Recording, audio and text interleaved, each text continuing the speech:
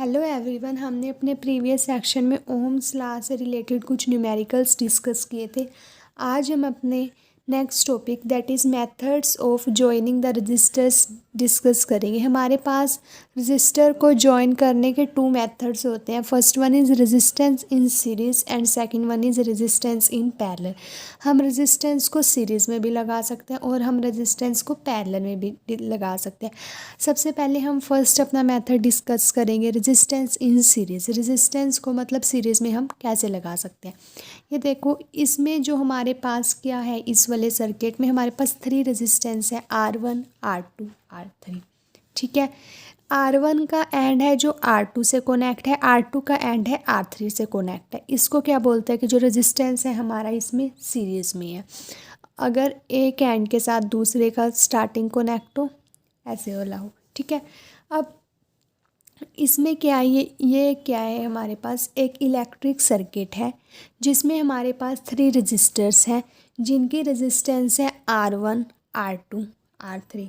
जो क्या हुआ है, वो जो जॉइन हो रहे हैं आपस में एंड टू एंड। इन रजिस्टर्स को, ऐसे रजिस्टर्स को हम क्या बोलते हैं, रजिस्टर्स इन सीरीज़। मैं डेफिनेशन लिख देती हूँ। रेजिस्टेंस इसकी सीरीज़ हमारे पास क्या होता है, electric circuit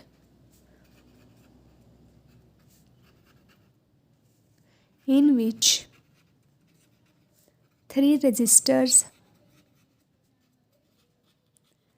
having resistance R1 R2 and R3 having resistance R1 R2 R3 are joined। कैसे joined है ये, end to end, are joined end to end, then resistors are said to be connected in series। Then resistors are said to be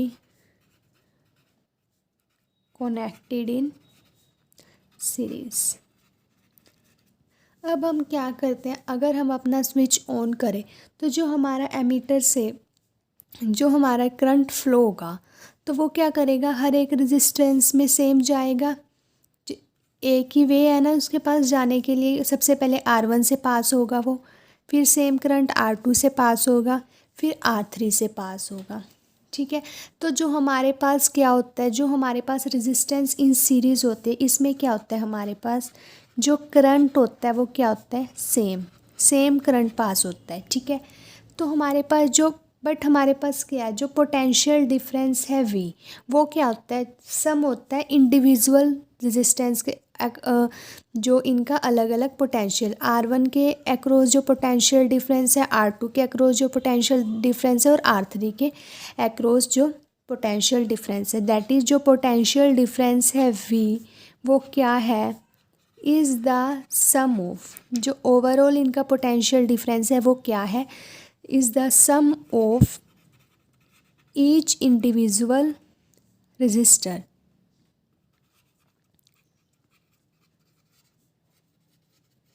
कि जो हमारा potential difference है V, वो अलग अलग के अक्रॉस जितना जितना पोटेंशियल डिफरेंस है उसका सम है। That is V is equal to V1 के अक्रॉस जो पोटेंशियल डिफरेंस है, V2 के अक्रॉस जो पोटेंशियल डिफरेंस है और V3 के अक्रॉस जो पोटेंशियल डिफरेंस है। इसको हमने इक्वेशन 1 लेट कर लिया। अब हमने अपना ओम्स लॉ डिस्कस किया था। ओम्स लॉ का फॉर्मूला क्या था, V is equal to IR। ठीक है, ये V के अक्रॉस जो पोटेंशियल डिफरेंस है वो किसके इक्वल था, V is equal to IR। अब हम R1 के अक्रॉस पोटेंशियल डिफरेंस निकालेंगे, वो कितना होगा, V1 is equal to IR1। I हमारे पास सेम है, I को हमने I1 I2 नहीं लेट करना, क्यों, क्योंकि हमारे पास इसमें क्या है, करंट की वैल्यू सेम है। अब V2 कितना हो गया, IR2, देन V3 IR3। ये जितनी भी हमारी वैल्यूज़ है ये हम इक्वेशन 1 में पुट करेंगे। Put all these values in equation 1। क्या हो गया हमारे पास, यहाँ से क्या हुआ, IR is equal to IR1 plus IR2 plus IR3। अब हमारे पास आई इसमें से कॉमन आ जाएगा, इधर से आई निकाल लिया हमने कॉमन, आई कॉमन निकाल लिया, क्या हुआ R1 plus R2 plus R3। आई से आई कैंसिल, तो जो हमारा रेजिस्टेंस का फॉर्मूला है R is equal to R1 plus R2 plus R3, ये आया। ये आपको लर्न रखना है, ये वाला फॉर्मूला हमारे पास न्यूमेरिकल्स में भी यूज़ होगा। हम जब इस चैप्टर के न्यूमेरिकल्स डिस्कस करेंगे तो हमें ये फॉर्मूला लर्न रखना है, that is R is equal to R1 plus R2 plus R3। Series में हमें जितनी भी रेजिस्टेंस गिवन होंगी हमें उनमें क्या करना है, अगर हमें इक्विवेलेंट रेजिस्टेंस पूछ ले तो हमें कुछ नहीं करना, सिर्फ सब रेजिस्टेंस का क्या करना है, सम करना है। तो हमारे पास रेजिस्टेंस इन सीरीज़ का क्या फॉर्मूला आया, R is equal to R1 plus R2 plus R3। और हमारे पास क्या होता है सीरीज़ में, क्या होता है करंट, क्या होता है सेम होता है। ये था हमारा रेजिस्टेंस इन सीरीज़। अब हम अपना डिस्कस करेंगे रेजिस्टेंस इन पैरेलल की, पैरेलल में रेजिस्टेंस का सर्किट डायग्राम और उसका मैथमेटिकल डेरिवेशन। ठीक है, ये जो अब हमारा डायग्राम है ये किसका है, रेजिस्टेंस इन पैरेलल। अब हम देखेंगे कि पैरेलल में क्या होता है, हमारे पास रेजिस्टेंस पैरेलल में कैसे होती है। अब हमारे पास देखो यहाँ पे हमारा जो करंट पास हुआ, करंट के पास होने के पास 3 रास्ते थे, 3 वेज थे, या तो वो ऐसे जा सकता था या इधर से जा सकता था या इधर से, 3 अलग अलग डिफरेंट वेज थे। ठीक है, तो हमारे पास क्या करंट इसमें क्या होगा, अलग अलग वेज है, एक इसमें से कुछ अमाउंट पास होगा, इसमें से कुछ, इसमें से कुछ। तो जो इसमें करंट होता है इसमें करंट हमारे पास क्या सेम नहीं होता। तो रेजिस्टेंस इन पैरेलल में क्या होता है, जो हमारे पास टोटल करंट होता है, टोटल करंट कि कितना टोटल करंट पास किया वो किसके इक्वल होगा, R1 में से कितना करंट हमारा पास हुआ है, R2 में से कितना करंट पास हुआ है और R3 में से कितना करंट पास हुआ है।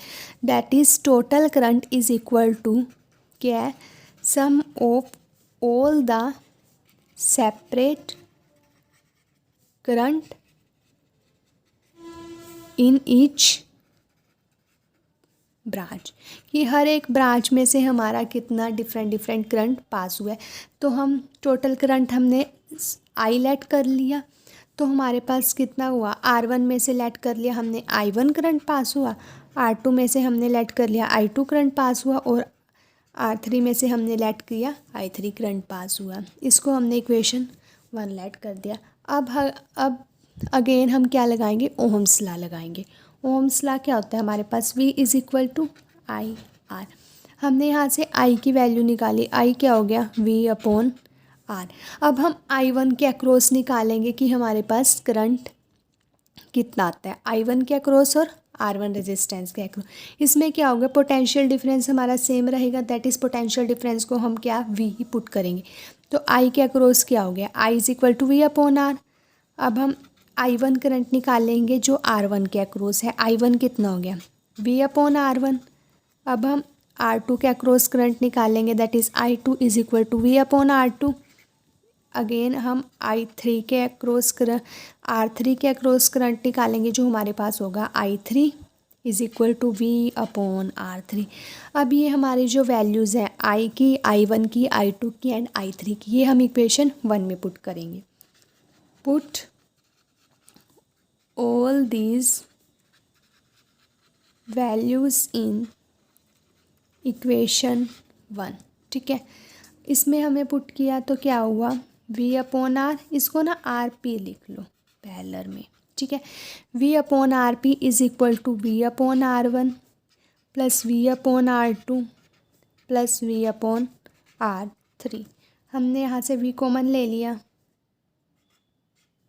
V इधर से कॉमन निकाल लिए, 1 अपॉन RP कर लो, ऊपर से भी V कॉमन आ गया, 1 upon R1 plus 1 upon R2 plus 1 upon R3।